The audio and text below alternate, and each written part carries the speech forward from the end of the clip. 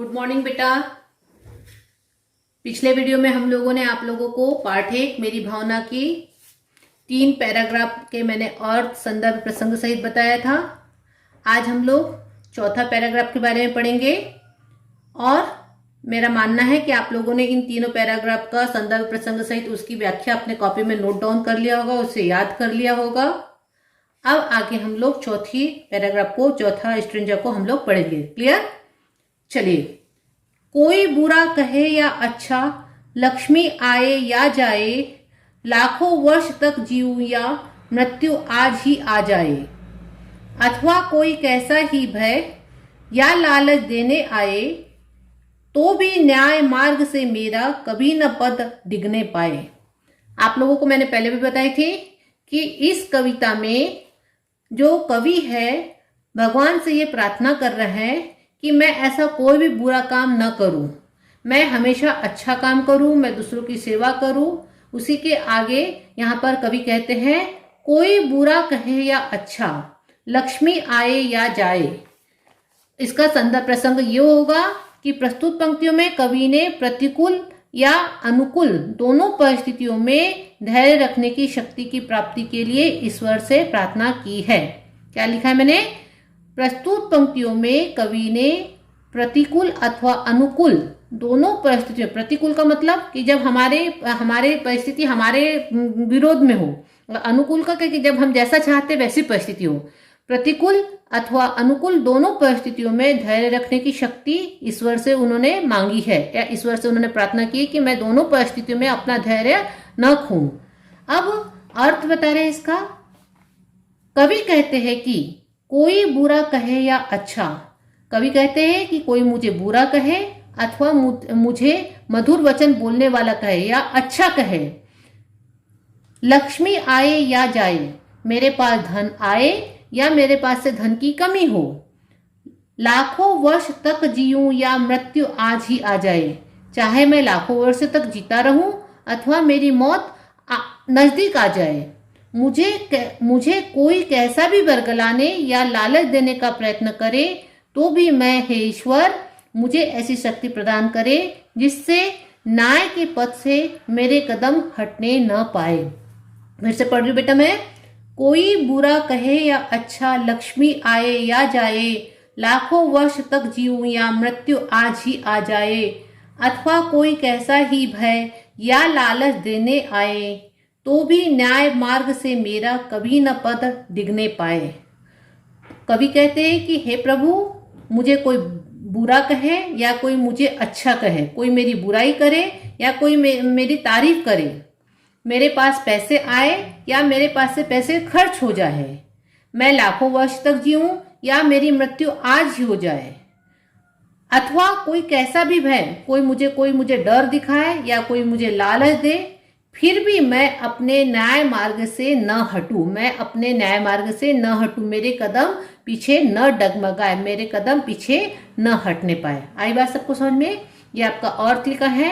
कवि कहते हैं कि कोई मुझे बुरा कहे अथवा कोई मुझे मधुर वचन बोले, मेरे पास धन आए अथवा धन की कमी हो जाए, चाहे मैं लाखों वर्ष तक जीता रहूं अथवा मेरी मौत नजदीक हो, मुझे कोई कैसा भी बरगलाने या डराने की कोशिश करे या लालच देने का प्रयत्न करे, तो भी हे ईश्वर, मुझे ऐसी शक्ति प्रदान कर जिससे न्याय के पथ से मेरे कदम हटने न पाए। क्लियर बेटा? यहाँ तक आप लोगों का इस पैराग्राफ का मीनिंग हुआ। अब अगला लास्ट पैराग्राफ है आपका। फैले प्रेम परस्पर जग में, मोह दूर पर रहा करे, अप्रिय कटुक कठोर शब्द नहीं कोई मुख से कहा करे। क्या लिखा है? फैले प्रेम परस्पर जग में, मोह दूर पर रहा करे, अप्रिय कटुक कठोर शब्द नहीं कोई मुख से कहा करे। अब आपको लिखा है यहाँ पर, कवि कहते हैं कि हे ईश्वर, कवि क्या कह रहे बेटा कि हे ईश्वर, इसका प्रसंग वही होगा, प्रसंग पहले मैं बताऊं कि प्रसंग इसका वही होगा कि वो प्रार्थना कर रहा है कि मैं कोई भी गलत काम न करूं, मेरे पास कोई भी ऐसा बैर न हो। अब इसका अर्थ ये बता रहा है, फैले प्रेम परस्पर जग में, मोह दूर पर रहा करे, अप्रिय कटुक कठोर शब्द नहीं कोई मुख से कहा करे। कवि कहते हैं कि हे ईश्वर, इस दुनिया के समस्त निवासियों के मध्य आपस में प्यार बढ़े। फैले प्रेम परस्पर जग में। हे ईश्वर, इस दुनिया के समस्त निवासियों के मध्य आपस में प्यार बढ़े, मोह दूर पर रहा करे, सभी लोभ लालच से दूर रहे, अप्रिय कटु कठोर शब्द नहीं कोई मुख से कहा करे, तथा कोई भी अपने मुंह से किसी के लिए भी अप्रिय कड़वे अथवा कठोर शब्द ना बोले। समझ में आई बात इतनी? फिर से पढ़ रही हूँ। फैले प्रेम परस्पर जग में, मुंह दूर पर रहा करे, अप्रिय कटु कठोर शब्द नहीं कोई मुख से कहा करे। कवि कहते हैं कि हे ईश्वर, इस दुनिया के समस्त निवासियों के मध्य आपस में प्यार बढ़े, सभी लोभ लालच से दूर रहे, तथा कोई भी अपने मुंह से किसी के लिए भी अप्रिय कड़वे शब्द अथवा कठोर शब्द का प्रयोग न करे या शब्द ना बोले। यहां तक समझ में आया सबको? और आखिरी की 2 लाइनें इसकी। बनकर सब युगवीर हृदय से, देशोन्नति रत रहा करे, वस्तु स्वरूप विचार खुशी से, सब दुख संकट सहा करे। फिर से पढ़ रही हूं। बनकर सब युगवीर हृदय से, देशोन्नति रत रहा करे, वस्तु स्वरूप विचार खुशी से, सब दुख संकट सहा करे। देशोन्नति मतलब देश की उन्नति। कवि कहते हैं कि सभी देशवासी मन से दृढ़ संकल्पित हो, युगवीर बने और सदैव राष्ट्र की उन्नति में अपना योगदान दे। क्या कहा है? सभी देशवासी मन से दृढ़ संकल्पित हो, युगवीर बने और सदैव राष्ट्र की उन्नति में अपना योगदान दे। साथ ही सभी दुखों, पीड़ाओं और संकटों को वस्तु के समान आने जाने वाला सोचकर, अर्थात उन्हें जीवन का एक अंग मानकर खुशी से सहन किया करे। फिर से पढ़ रही हूं मैं बेटा। बनकर सब युगवीर हृदय से, देशोन्नति रत रहा करे, वस्तु स्वरूप विचार खुशी से, सब दुख संकट सहा करे। मतलब सभी देशवासी मन से दृढ़ संकल्पित हो, युगवीर बने और सदैव राष्ट्र की उन्नति में अपना योगदान दे। साथ ही सभी दुखों, पीड़ाओं और संकटों को वस्तु के समान आने जाने वाला सोचकर, अर्थात उन्हें जीवन का एक अंग मानकर खुशी से सहन किया करे। समझ में आया? तो आज ही आप लोगों का ये जो मेरी भावना, जो एक प्रकार की प्रार्थना है, उसके बारे में मैंने यहाँ पर बताई, इसका संदर्भ बताई, प्रसंग बताई और इसके अर्थ बताई। अब आप लोगों का काम है इसको अपनी एक हिंदी की कॉपी बनाएं। उस कॉपी में आप लोग पाठ का नाम लिख करके, इसको संदर्भ, प्रसंग तथा अर्थ लिख करके इसको याद करें। आई बात समझ में? अब हम लोग यहाँ पर आप लोगों की जो एक्सरसाइज के रूप में या इस पाठ के रूप में जो शब्द है उसके बारे में बताया है, जो मैंने पहले भी बताया है। लिखा है अगले पाठ से शब्द को देखना सीखिए, निम्नलिखित शब्दों के अर्थ शब्दकोश से खोज कर लिखिए। अब यहाँ पर जो शब्द दिए हैं उसके अर्थ आपको लिखना है। सबसे पहला शब्द दिया है आप लोगों को अहंकार। कौन सा शब्द दिया है बेटा? अहंकार। अहंकार का मतलब सभी लोग जानते हैं। अहंकार का मतलब होता है घमंड। क्या होता है? घमंड। अहंकार का मतलब क्या होता है बेटा? घमंड। दूसरा शब्द है परिणति। परिणति का मतलब होता है बेटा बदलाव। परिणति का मतलब क्या होता है? बदलाव। तीसरा है देशोन्नति, मतलब देश की उन्नति। अगला शब्द है स्रोत। स्रोत का मतलब होता है धारा। स्रोत का मतलब अगर इंग्लिश में बोले तो इसको बोलते हैं सोर्स, और यहाँ पर जो शब्द है उसका मतलब है धारा से है। ईर्ष्या। ईर्ष्या का मतलब होता है जलन। दुर्जन। दुर्जन का मतलब मालूम है सभी को, बुरा व्यक्ति। द्रोह। द्रोह का मतलब होता है बेटा बैर, दुश्मनी। उसके बाद है करुणा। करुणा का मतलब होता है दुख। कटु का मतलब होता है कड़वा। शोक का मतलब होता है कष्ट। क्रूर का मतलब होता है कठोर। कुमार्गतो का मतलब होता है बुरे मार्ग। कृतघ्न का मतलब होता है उपकार न मानने वाला। और युगवीर का मतलब होता है युग पुरुष। यहाँ पर आप लोगों को ये जो वर्ड थे, कठिन वर्ड थे, मैंने पाठ में भी आपको बताया था और यहाँ पर भी मैं बता रही हूँ। इसकी मीनिंग आपको यहाँ पर मैंने लिख दिया है।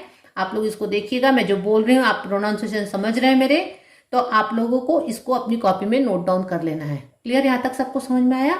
अब यहाँ पर आप लोगों को अब यहाँ अभ्यास में दिया है बेटा, निम्नलिखित प्रश्नों के उत्तर लिखिए। क्या लिखा है? निम्नलिखित प्रश्नों के उत्तर लिखिए। हमें जीवों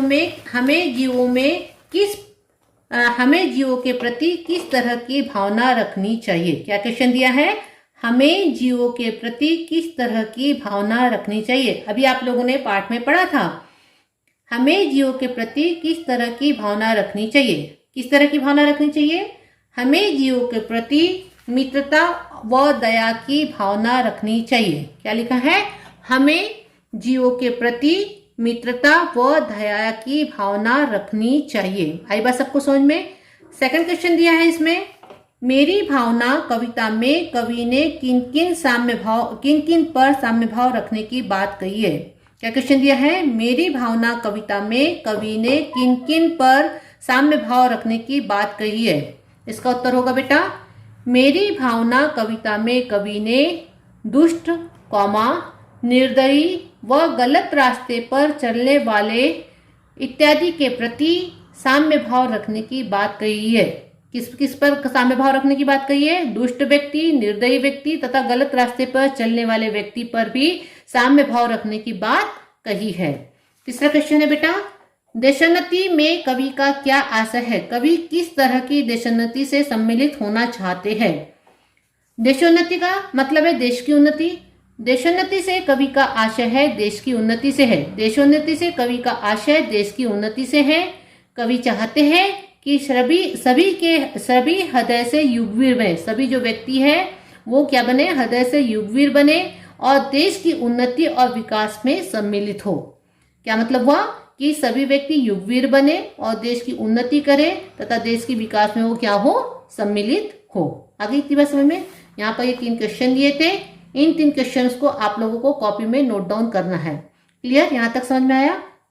अब क्वेश्चन नंबर 2 पूछा है यहाँ पर, निम्नलिखित शब्दों में से सद्गुण और दुर्गुण के लिए प्रयुक्त शब्दों की सूची अलग अलग बनाइए। सद्गुण का मतलब अच्छे गुण, दुर्गुण का मतलब बुरे गुण, खराब गुण जिसे हमें नहीं होना चाहिए, दुर्गुण हमें नहीं होना चाहिए। अब पहला शब्द यहाँ पर दिया है अहंकार। कौन सा शब्द दिया है बेटा, अहंकार। दूसरा शब्द दिया है क्रोध। तीसरा शब्द दिया ईर्ष्या। चौथा शब्द दिया उपकार। पांचवा शब्द दिया क्रूर। छठवां शब्द दिया प्रेम और सातवां शब्द क्या दिया यहाँ पर, मोह। अब आपको ये जो आपके 6 शब्द दिए हैं इनमें से कौन से शब्द सद्गुण वाले हैं और कौन से शब्द दुर्गुण वाले हैं उसको बताना है। तो सद्गुण में जो आपके शब्द है, पहला शब्द है उपकार और दूसरा शब्द कौन सा है, प्रेम। और जो दुर्गुण के शब्द है वो है अहंकार, क्रोध, ईर्ष्या, क्रूर और मोह। ये जो शब्द है दुर्गुण वाले हैं और उपकार और प्रेम कौन सा शब्द है, सद्गुण शब्द है। क्लियर हो गया यहाँ तक के। अगला क्वेश्चन दिया है, निम्नलिखित भाव जिस पंक्ति में आए हो उस पंक्ति को लिखिए और सुनाइए।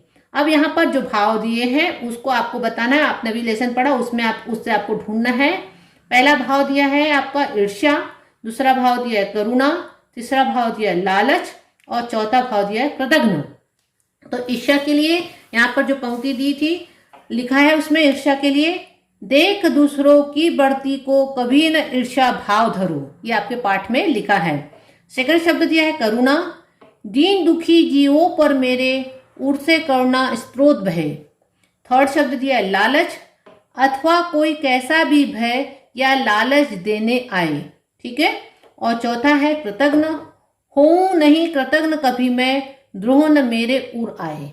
ये आपके बुक में दिया है ये लाइनें, इसको बुक से आप लोगों को नोट डाउन कर लेना है।